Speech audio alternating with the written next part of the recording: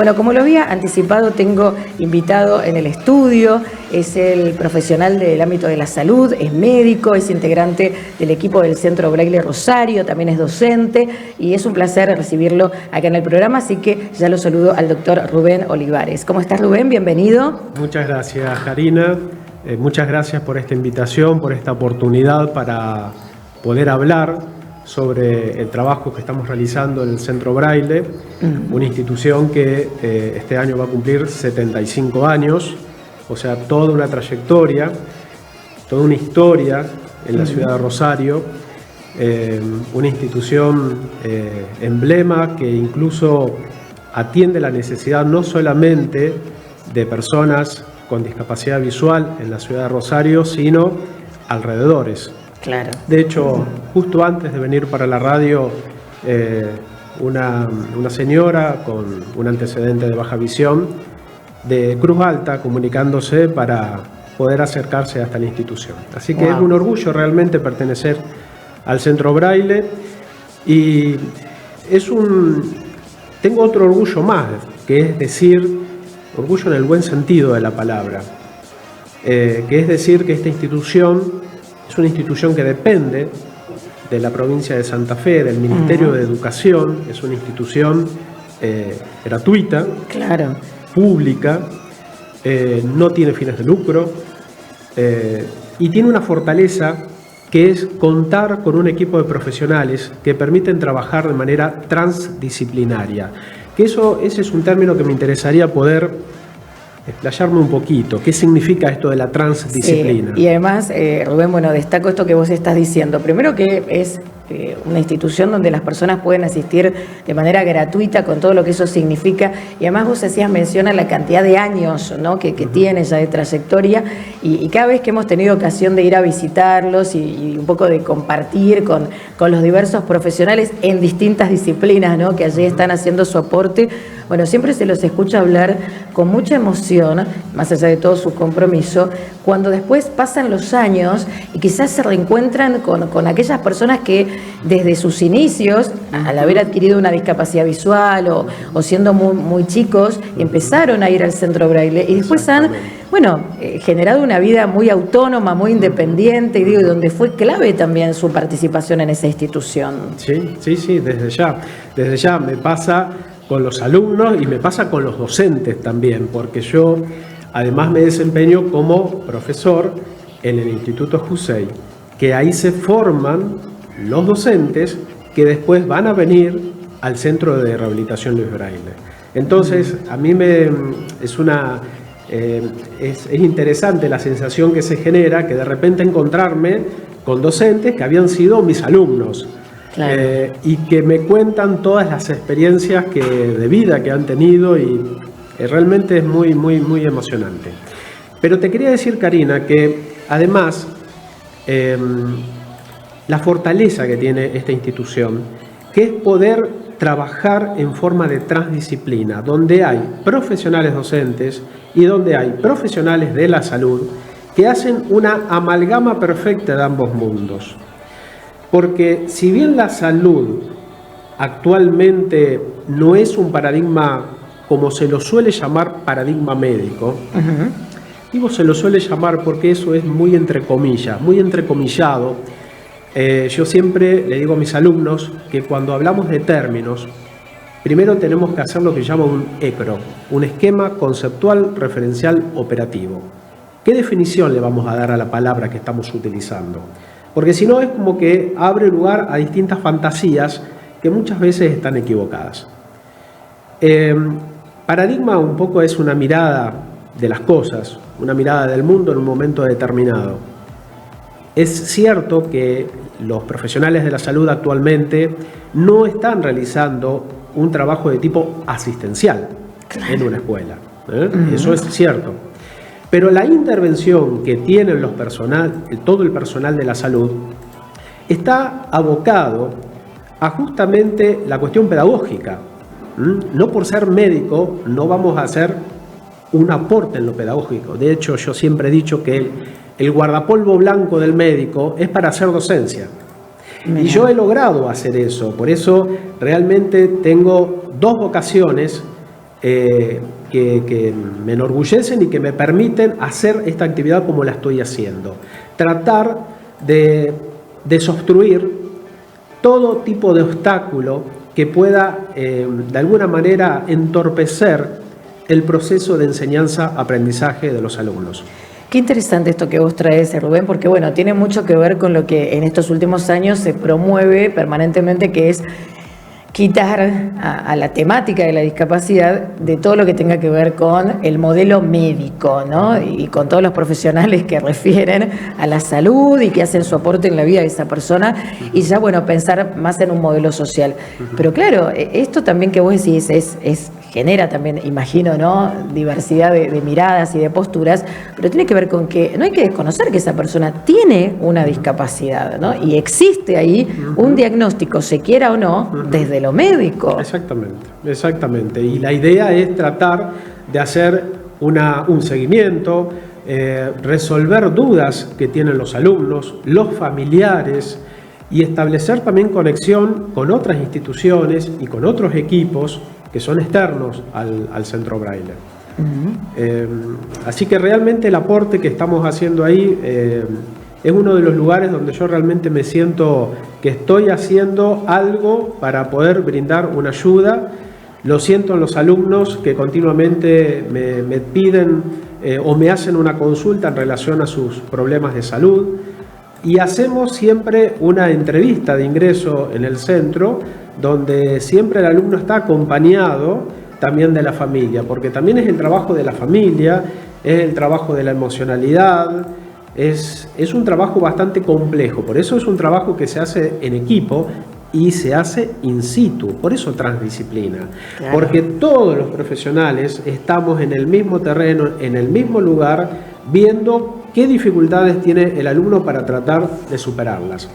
El Centro Braille tiene como institución educación especial una característica que las diferencia de otras escuelas especiales. A ver. Que es que nosotros no trabajamos solamente con niños. Nosotros trabajamos con personas desde los 14 años en adelante. O sea, no tenemos límites. De hecho, el promedio de edad de los alumnos ronda los 50-55 años. Claro.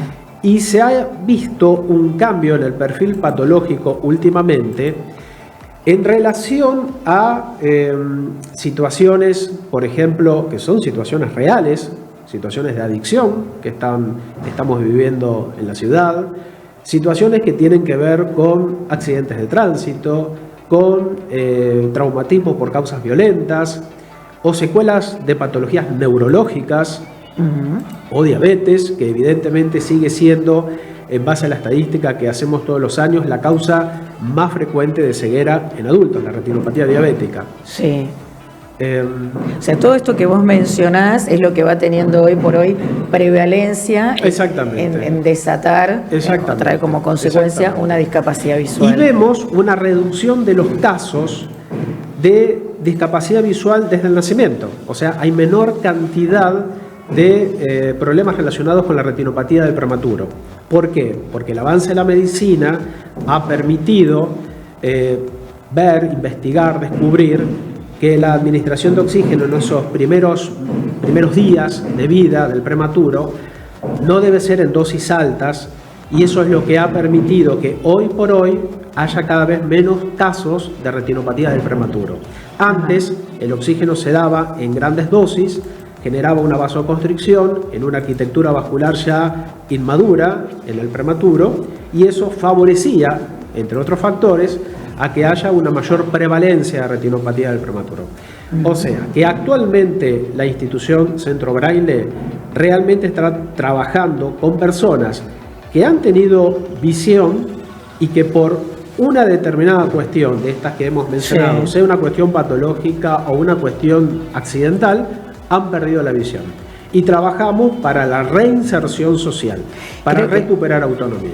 Sí, digo, ¿no? Que muchas veces nosotros acá hacemos como cierta diferenciación entre aquellos que quizás nacieron, ¿no? Con un tipo de discapacidad visual, con ceguera, y muy diferente es cuando esta persona ha llevado adelante toda una vida, ¿no? De determinada forma, y a partir de que adquiere esta discapacidad visual, ¿no? Hay como un antes y un después. No vamos a decir que es ni mejor ni peor, sino que esto tiene que ver con el poder también ir adaptándose a lo que vos decías antes, ¿no? Esta nueva forma de estar socialmente, ¿no? Porque ¿qué pasa ahí con su cuestión educativa, con su cuestión laboral? Exactamente. Y esto que se está haciendo en la institución, que es modalidad especial, yo la defiendo, pero fervientemente. Tanto la educación pública como la modalidad especial, porque la Ley de Educación Nacional, la Ley 26.206, hace referencia a la calidad educativa. Y hablar de calidad educativa es darle al alumno lo que el alumno necesita. Claro. De hecho, la calidad educativa debe ser uno de los ejes de la política educativa provincial. Claro. Y si pensamos justamente en calidad educativa, creo que la modalidad especial debe seguir siendo sostenida y defendida para poder cubrir una demanda que es real y que necesita de todo un andamiaje que es muy difícil poderlo implementar en un ámbito diferente. Exacto. Y además, bueno, vamos a recordar un poco porque puede haber personas que esta es la primera vez, ¿no? No creo, porque es con tantos años de trayectoria, pero bueno, nunca sabemos hasta dónde puede estar llegando el mensaje y quizás hay alguien que es la primera vez, ¿no? Que escucha hablar del Centro Braille Rosario. Decíamos antes que es una institución gratuita y que pueden allí acercarse personas que tienen la condición de discapacidad visual y que el acompañamiento es no solo desde lo educativo, Rubén, sino también en todas estas actividades de la vida diaria, ¿no? Exactamente. Casualmente el otro día me pasó que estaba yendo yo a un súper, ¿no? Acá cercano, y encuentro a una profesional del Centro Braille con un asistente guiándolo un poco de cómo llevar adelante sus compras. Exactamente, ¿no? Exactamente, así es, sí, porque se trabaja actividades de la vida diaria, orientación y movilidad. Está el área de tecnología, que es el trabajo con las comunicaciones, el uso del celular, el uso de las computadoras.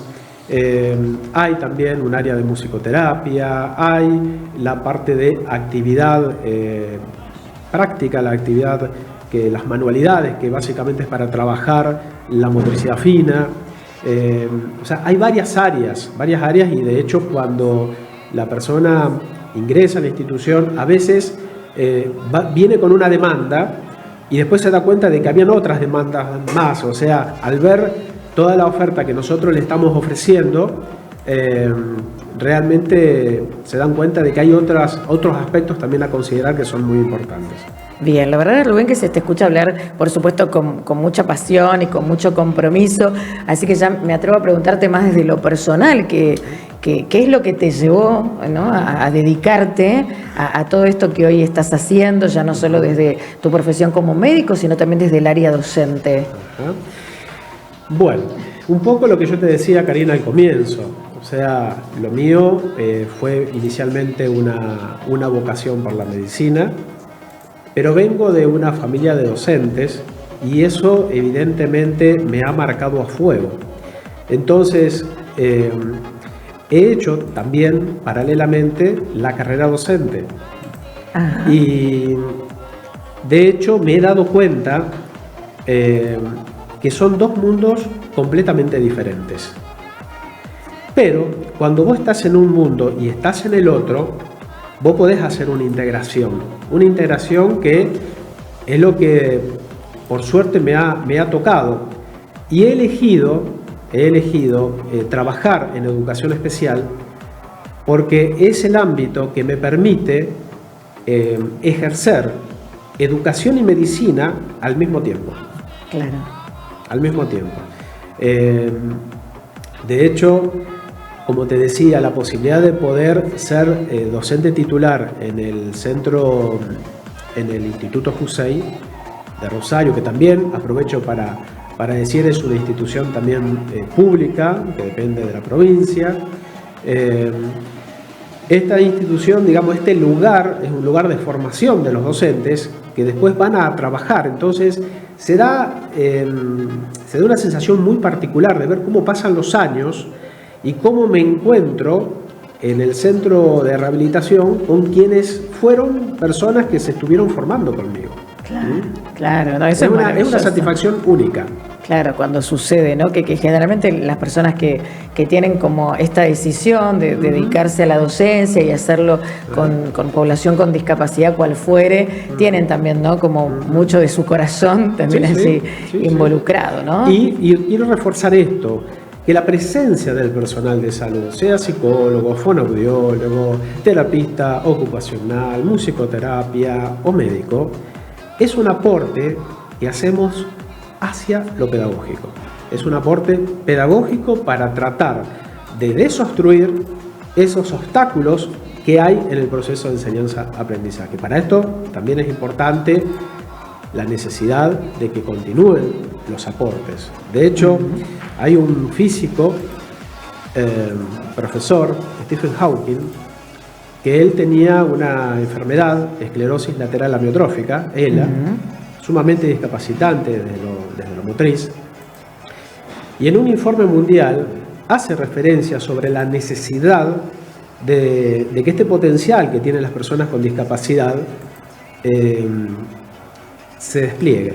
Pero para que esto sea posible se necesitan aportes, se necesita que haya una voluntad de sostenimiento de los aportes para que esto sea factible. En un paradigma de vida que es incierto, porque hoy por hoy nada está todo dicho y no hay una verdad absoluta en nada. Exacto. Paradigma de la incertidumbre y complejidad. Premio Nobel de Heisenberg, 1932.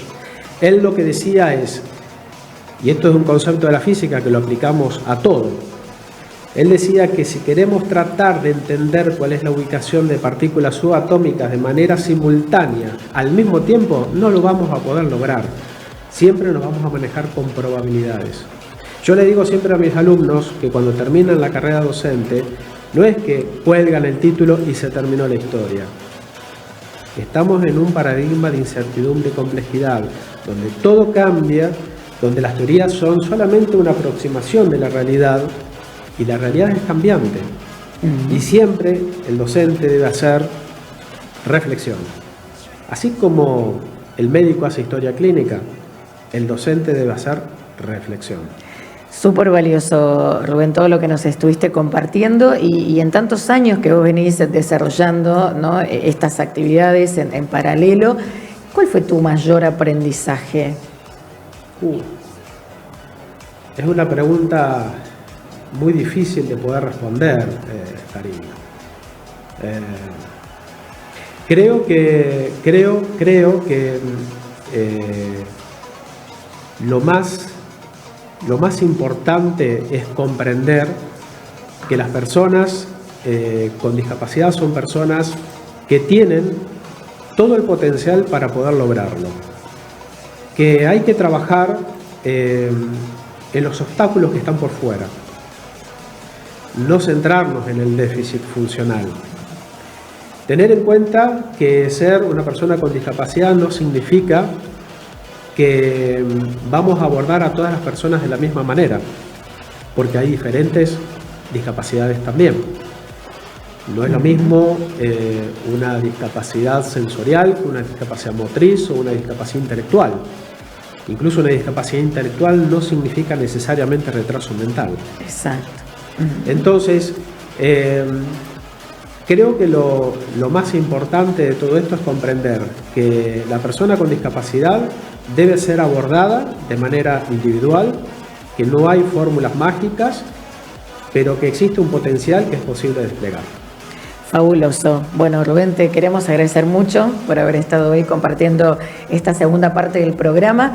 Para todos aquellos que quieran ponerse en contacto con el Centro Braille, bueno, le mandamos un abrazo fuerte también a Mariel, ¿sí?, que ahí nos debe estar siguiendo. Si no es en el directo, después en el diferido, como todos los integrantes del equipo, ¿no?, que ahí pueden después ver el programa en cualquier momento.